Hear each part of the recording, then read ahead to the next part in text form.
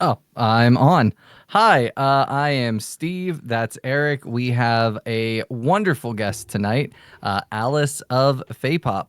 Alice, thank you so much for joining us. It means the world to us that you took the time to allow us to interview you. Yeah, it means the world to be here. Thank you so much for inviting me. Um, anyway, welcome to Ronin's Den. We do a lot of various things here, and one of the things we do is interviews. Why don't we start with having you introduce yourself, tell us a little bit about you, your background, or anything you feel we should know. Cool. Yeah. Hi, I'm Alice. I am a game designer and project manager. I've worked at a few kind of indie game companies. I like layout design and user research and narrative design and writing stuff. And these days, I kind of more manage projects than design them. I like to use kind of social media stuff on the side as a way to make my own kind of creative projects again. And get to see things through. And I think that's fun. So I'm working on lots of cool things. And I'm on social media at Feypop, Feypop. I post on TikTok and maybe other places in the future.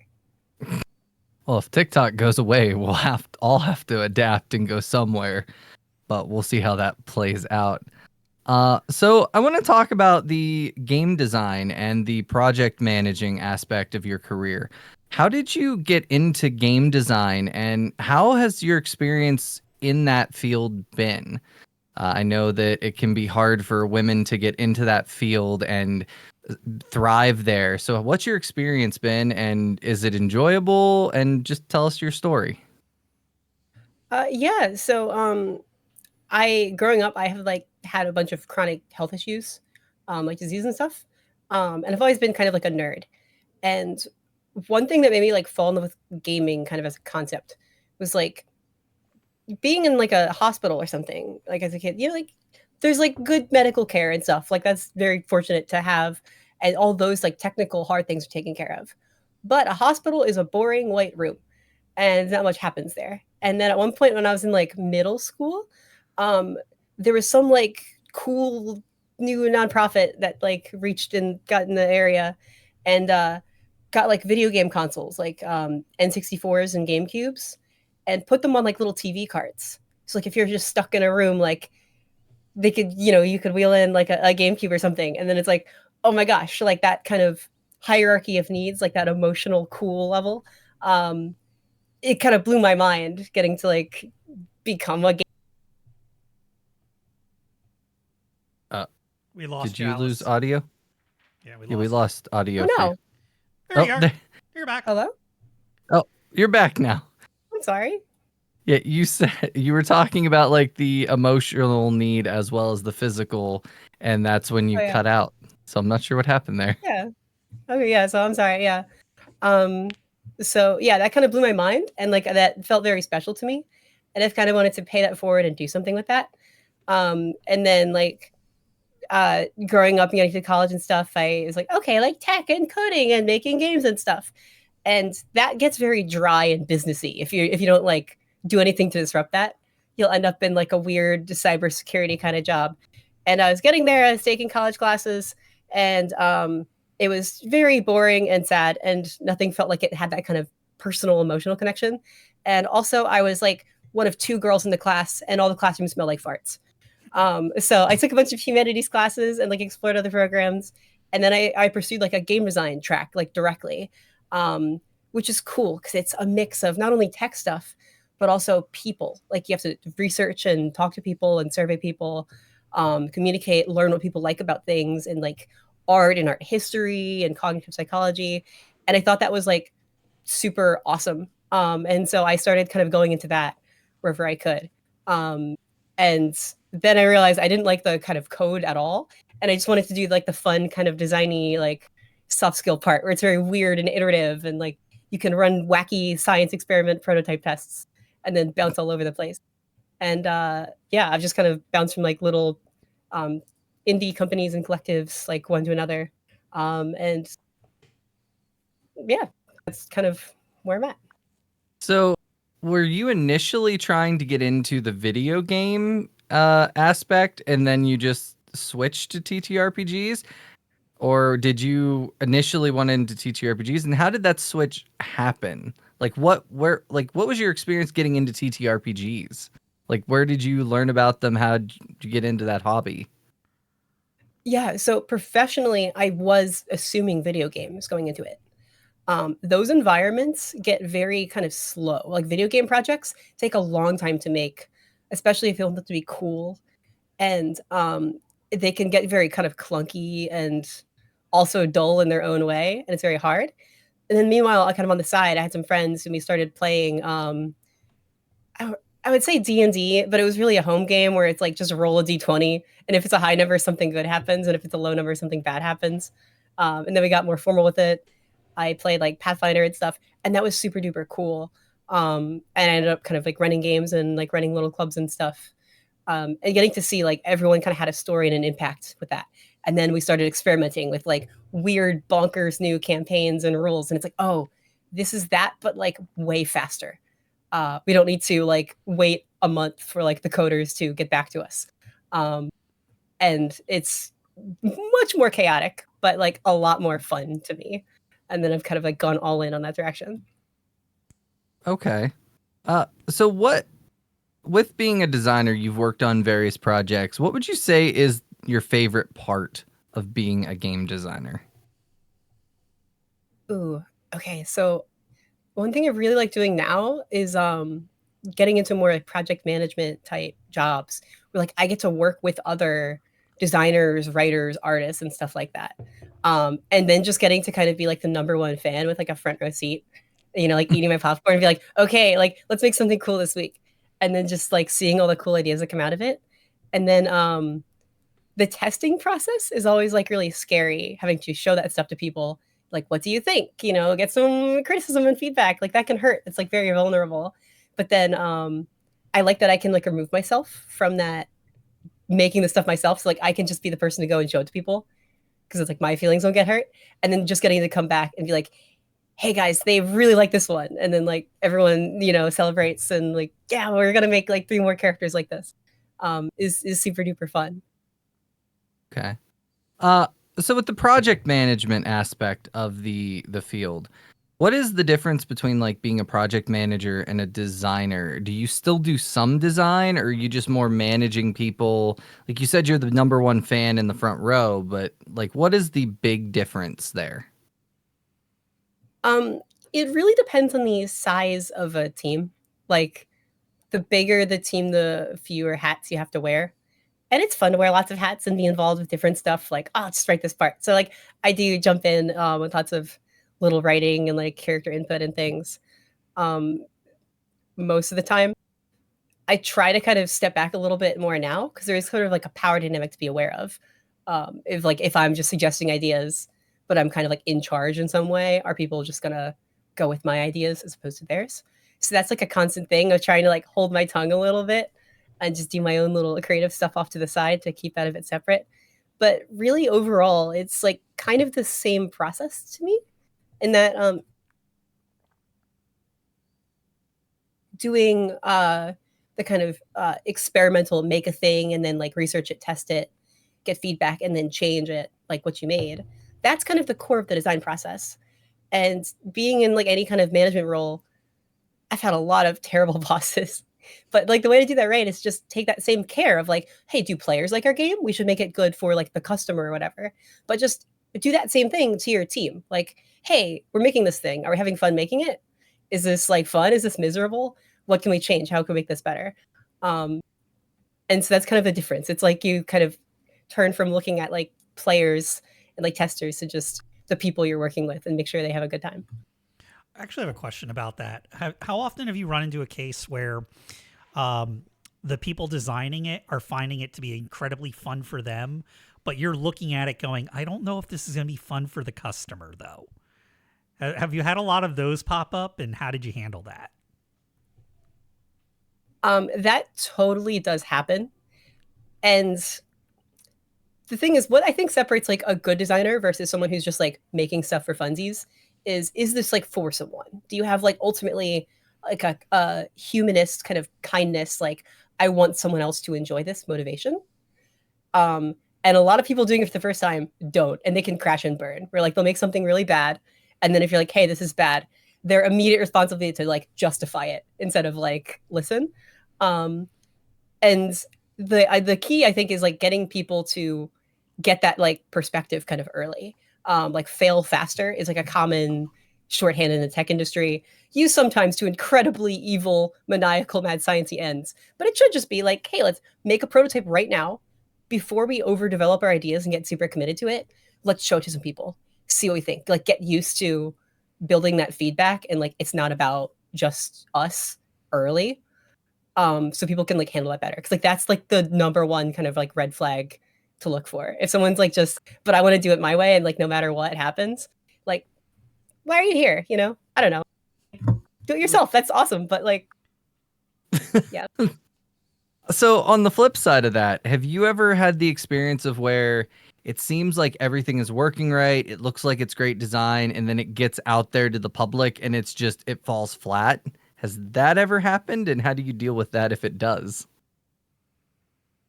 Um, Absolutely. Stuff like that happens all the time. In all cases, make your project something you can test and like show to people as soon as possible, as quickly as possible, and as like often as possible. Um, if you're like, yeah, this is going great, and you've like set a course and you're going that for months, and then you show it to people, if there's a mistake, like, oh, we made a wrong turn like 20 miles ago, then you're really screwed. So it's the kind of like do it often, like paper prototyping is super important. Just like any little doodle, like try not to get off course whenever possible. And like we all make those mistakes and kind of try. Um, but yeah, no, it's really dangerous if a project gets over designed, and if you spend like a month of development time. And that's okay. You can still correct that, but it's expensive, and you may not have the time and money to like take another month to undo all of August, you know? Well, the reason I asked that question is there was a TTRPG that was extremely, everybody was like, it's going to be the next monster of the week, the next big thing. It was called Apocalypse Keys. It was all over. And like it released and it died on release. Like nobody plays it, nobody talks about it. And it was so hyped up. And I'm like, everybody was talking about this game and no one plays it or talks about it anymore. And I felt so bad for the people that made it, because it's like they had all the hype in the world. Everybody was talking about it. It was extremely, it was all over TikTok, and then it was dead.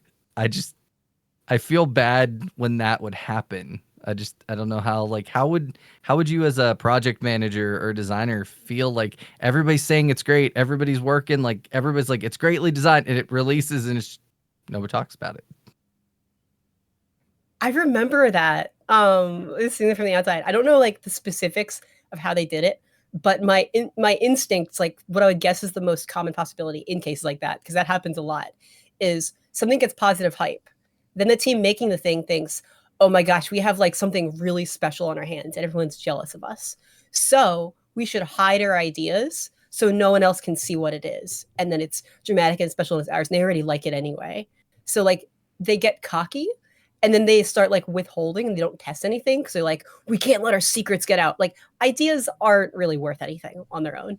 And that happens, and then like that perception can just be marketing. Like marketing and spin is a dangerously removed thing from an actual project itself, and it's really hard to come back from that. I think No Man's Sky is like the only thing that's come back from that, and they did that by shutting up and turning away from social media, and just we gotta just actually focus on making this again and ground themselves. And that worked, and that took like years, but I think that's one of those like success stories. I remember that one because I was big. I was so hyped for that game, and it hit, and I was like, "Give me my money back now, just right now." But yeah, no, I did not. It's in a good I didn't state. play that until it was in a good space. Like I didn't even know it existed until it got really popular after they fixed everything. It But was looking rough. back at it, I want to say another one that did that well was Final Fantasy 14. Would be another good example of that, where it just launched in a very bad state, but they did a good job of recovering over time. So, one of the things I wanted to ask you about, the thing that really got you popular, like I think was the first videos I noticed from you on TikTok, were the ones where you were asking a question, a pointed question, like what's your favorite TTRPG setting, or like I forget all of them now.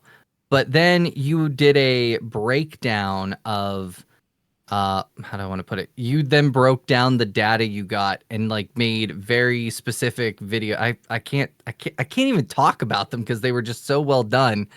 But like what was the purpose of those, and like how did that help you as a designer, as a project manager? And was the exercise helpful, or was it just something you were trying? Yes, that's super cool, and I want to go back to doing that kind of thing. So it's a few things. One in terms of like content and posting strategy, because I like to research things. Um, People like feeling directly engaged and examples, right? I could just talk about a concept in the abstract of here's what a user survey is, or here's what a user interview is, um, or something like here's why like the complications, limitations of things like patent law on like the developments of certain game industries.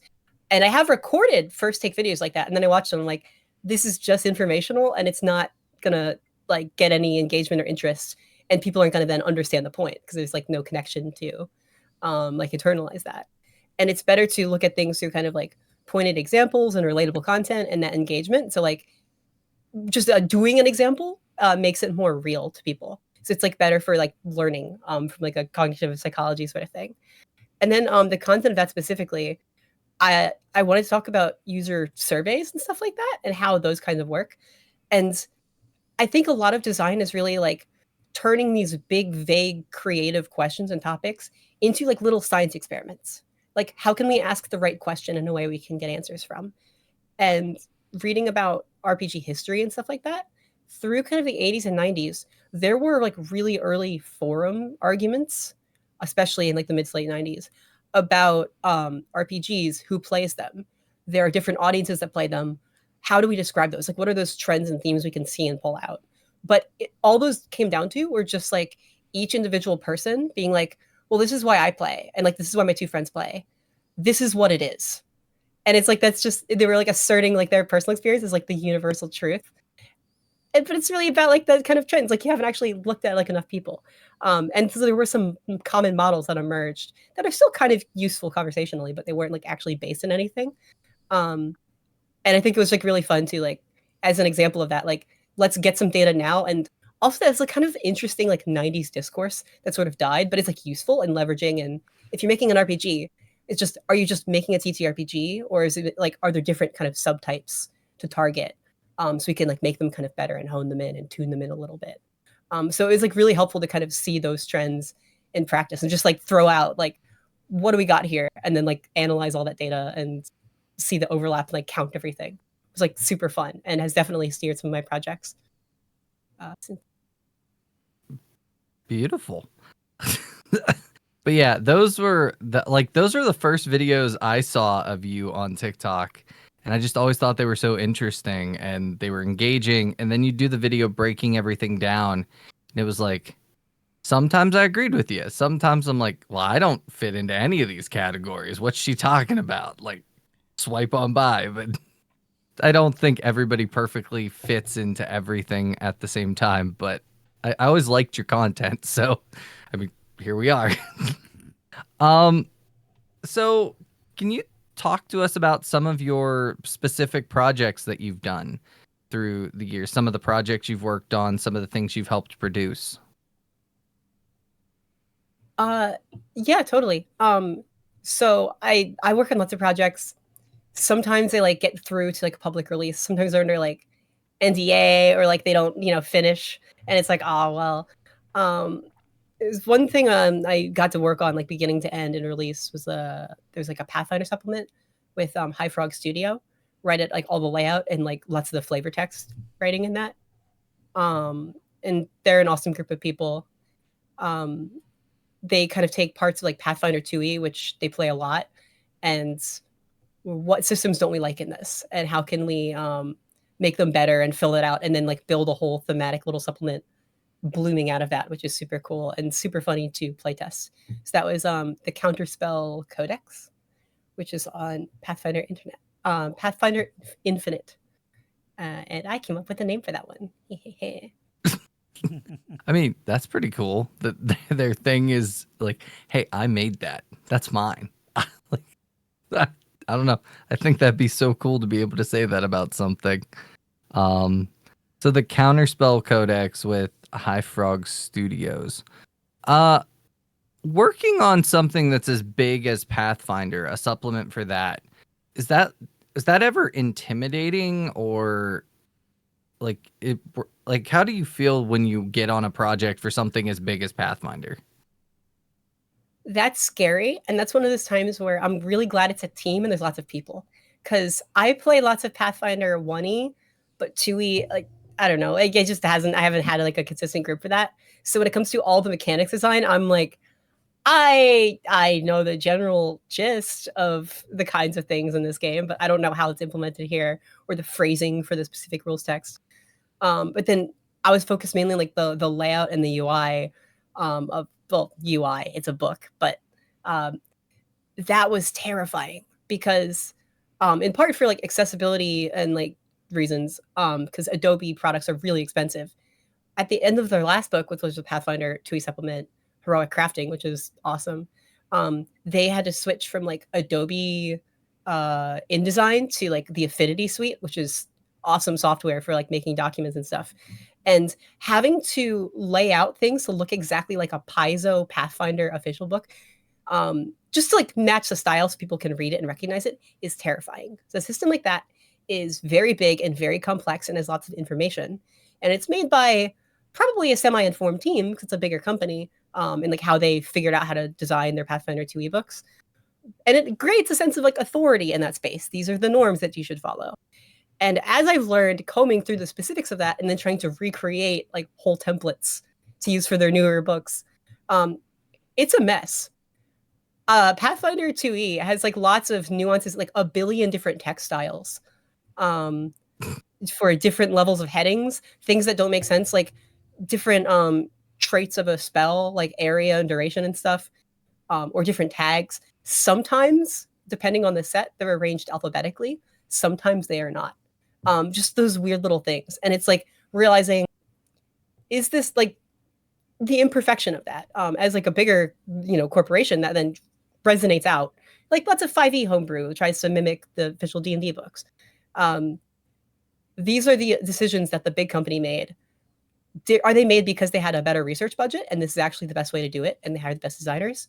Or is this done because this is a big, complicated machine with lots to get done and a deadline, and some things just fell through the cracks? And then like having to make those really hard calls. Do we want to replicate the big company's decision and style, or do we want to make our own thing and like make it different? But then we'll get complaints of like, this looks wrong. That's not how a spell is supposed to be written. And that's like a hard thing to juggle. When you make your own thing, you can just design exactly what you need, like from scratch, which is cool, but has less kind of outreach. So there's like, you always have to consider that kind of context of the ecosystem you're entering. Since you worked on a lot of the formatting stuff I hear throughout today, I've noticed that a lot of RPG books have a bad time with formatting. Like that seems to be one of the biggest issues with not every book, but most books that I pick up, even for good games. Like Vampire Masquerade 5th edition has a notoriously bad formatting system. Why do you think so many games, or especially the big budget ones, fall into that trap of just horrendous formatting? Like, what do you think the root cause is there? So you see similar things in video games and analog games here, which is when you think of what do we need to like make a game, people will think of like the hard, obvious, big assets of we need like code, we need art, we need writing, stuff like that actually fills the book. But to me, like that's like development, and design is more like that plan. Who's this for? How do we tailor it, structure it, make it deliberate? And it's a bit more like creative and analytical, but it's like softer. Like you can theoretically make a game if you can just like code and do some pixel art, but it might not feel good or feel right. And with big TTRPG books, even like bigger companies are still not super big and well funded in the scheme of things. They have enough resources of people that they have different people working on different parts of things, which is dangerous, and like there's communication breakdown points. But also they're trying to justify, well, what can we cut and like deprioritize here? And that's always going to be like those layout nuances and taking another pass. And then when it's so big, it's to come in and fix that, you need to now organize so much different stuff. And like that's a lot of pieces to move around and kind of redecorate. And really that stuff should be figured out in like early planning phases, but they're impatient and they just want to start making a book like right now. And that's like dangerous. But if it's like index cards and you can just doodle like chapter names on a bunch of index cards and then give people a stack of index cards, say, put these in the order that makes sense, you can figure that out and have like a way better design from the ground up. Okay. Do you think that the formatting of some of these books has been their demise as they've hit the shelf, and they would have done better if they had better formatting? Absolutely. One TikTok I made a while ago, and I didn't give you a clear response to it because it's hard to sum up in a TikTok, was to ask people, show me your GMing notes. And I was inspired by like, there's old posts about in World War II, I think it was, all the planes that would come back from war and their wings would be full of bullet holes. And all the American engineers would go like, oh no, we need to patch up the wings because that's clearly what's wrong. And then they had some engineer come in from Europe who said, no, just patch up the parts that don't have bullet holes because the planes that got shot in those parts of the plane couldn't make it back. And like, but the wings can have holes in them and it's fine. It's like that confirmation bias kind of thing. Not confirmation bias, survivorship bias, a little bit. And I think we have a similar case in TTRPGs where all of the books, especially by big successful companies who are established, assume they've been doing things right. And even the indie creators, we all just reference what has historically existed and been big, when really that's not necessarily the case. And even things like D&D really doesn't get its ground because it's the best, but because it's the first. And there's this kind of legacy. We're just kind of copying what already is, not necessarily what we want. But if you look at people's GM notes, that's people who usually start with a book, and then they have the book, how that's written, and then they have, especially for campaign books, the notes they themselves actually make and take the sessions and use. And that shows what information do people actually want in the format they actually want it, without all that extra stuff just for the sake of it. And so that's referencing not older other books in structure to make a to-do list, but like actually what I personally want to run with and what my players want and need. And there's a vast difference there. Like I've scrapped some projects and I'm just like totally reworked some others, like cut out a lot of that fluff. Like don't just rely on tradition for the sake of it. Rely on like what you actually want to have. That's like a huge, huge problem in this space. I will say nothing frustrates me more about a layout or a format than when you put something in a section of the book that has a specific rule, and that rule, like, so the big one for me with D&D, I'm going to use D&D because it's the big one. When there's ship combat, they have what's called damage threshold. Nowhere in any of the books do they put what that means in the section with the ships. You have to hunt for it in another section or go to the DMG that most people don't read. And it's like, why would you just not put a little box right there that says damage threshold? This is the amount of damage you have to hit before any damage is dealt to the boat. Like if you deal 20 and the damage threshold is 30, you don't deal any damage. Why is it not where I need it to be? It drives me nuts. Like information that is vital to like what I'm vital to this specific spot is not there. Why? Like that to me seems like that's one of the most simple format things you could do, and the wealthiest company can't get it right ever. Yeah, that's what happens. If you ask then and you like build that based on the perspective of the people at the company who have a folder, I'm sure, of all the different documents of all the different chapters, who know the whole system inside and out, they just know they can say the rule and know it exists somewhere else and they're fine. And that will come across as like, that's a good plan and a good way to design it to them. And that's clearly just what they did. Because if they like tested it with people first and just handed something to people and shut up and just let them run it they would stop and be like, I don't know what that is, or go and flip and look it up. Like, that's why you can't just test with like your own employees and your own people who already know it. Yeah, that's like super easy to catch. And that's just clearly they didn't ask normal people. I don't know. I don't know. Format and layout is one of the things that always frustrates me. And I think there are very few TTRPG designers and companies that do it well. The one that I always praise for their layouts in their books is MCDM, specifically their Flea Mortals book. I think it is the most well designed and well laid out book. Every rule you need is right where it needs to be. Everything you need is right, easily accessible. I praise them for it. I wish more companies would take the time to like super play test with people and get legitimate feedback. Kind of like you do with your videos where you're asking a pointed question and you're getting the actual information that's going to be helpful and useful. And it just feel like other companies should do that. Like, I understand you're on time crunches and stuff, but that extra little bit of effort, eh. Yeah. Anyone making a thing is going to worry and wonder, is this good? Will people like it? And the trick is, before you go through like years of work finishing and making the whole thing, just find some people and ask them, hey, here's the thing. Do you like it? Why or why not? And that'll take you farther than I think some like big companies. Yeah. So one of the things I wanted to talk to you about before we get through with this interview, you have your own game out on itch.io called Before You Go. And that is really interesting. Was that all you? Did you have anybody else with you when you designed that, or? That one was all me. Yeah. I'm kind of proud of that one. It was like a weird little thing I had like jotted in a notebook somewhere. And I was like, it's a small scope kind of project I could kind of develop more and take further. And I just kind of ran with it. The artwork is public domain, like centuries old Japanese floral prints that I put in. Because yeah, I can't draw super well. I want to learn, but it's hard to find the time. But yeah, that one was just me because that was like what I wanted to do. It was like I want to just have my own little project as like a side thing, and that was like super fulfilling. Could you give us a That's quick awesome. elevator pitch for that one for people who might not be familiar with it?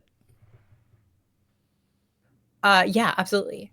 So before you go, is sort of a weird test in like TTRPGs don't have to be crunchy dungeon crawls all the time. It's fun when they are, but sort of the bounds of that as like a genre into more kind of like performance art little things, which is like this is a little experience.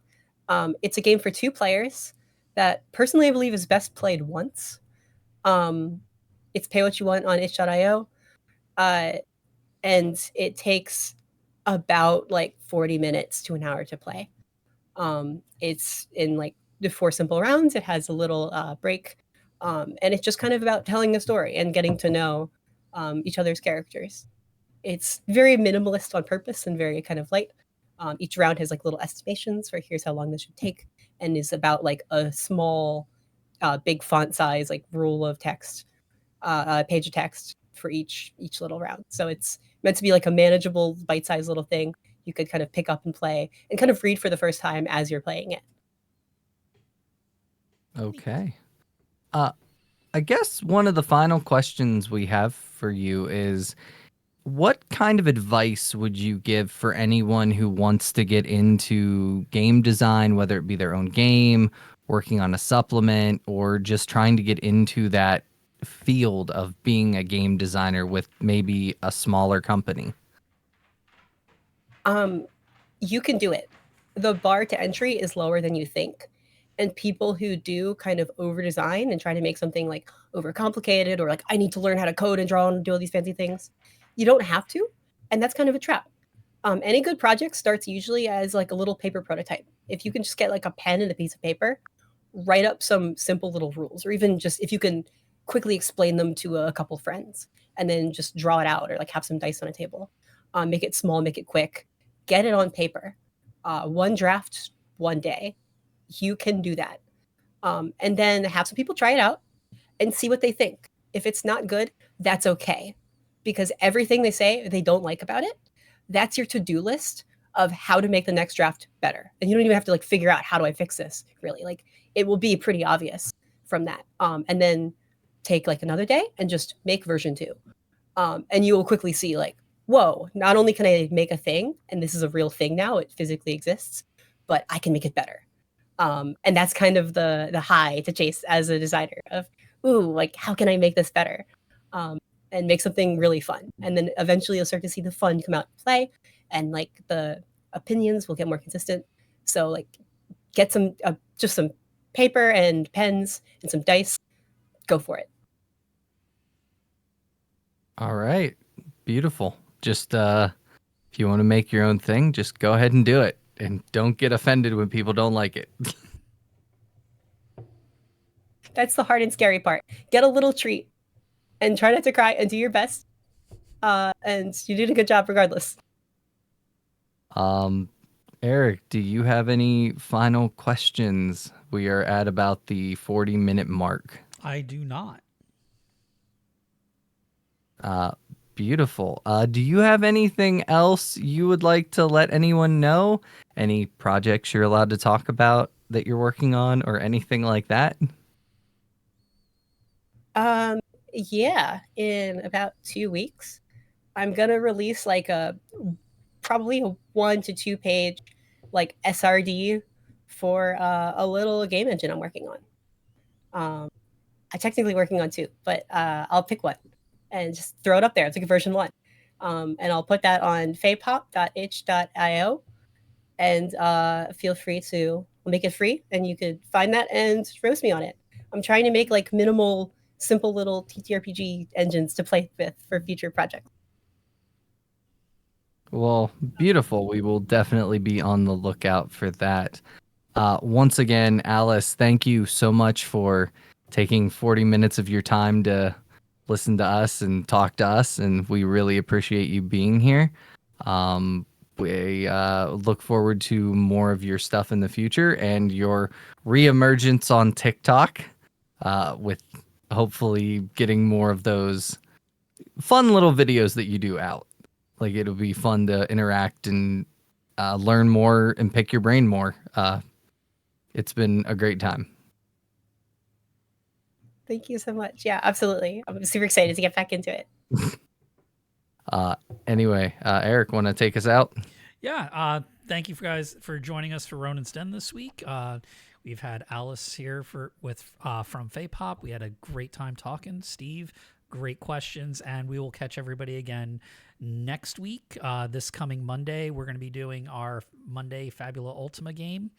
The next episode of Tree of Ravens comes out on Tuesday, and Friday we have the new Nightbane session 2 actually going underway. So yeah, lots of fun stuff coming up this week. All right, have a good night, everybody.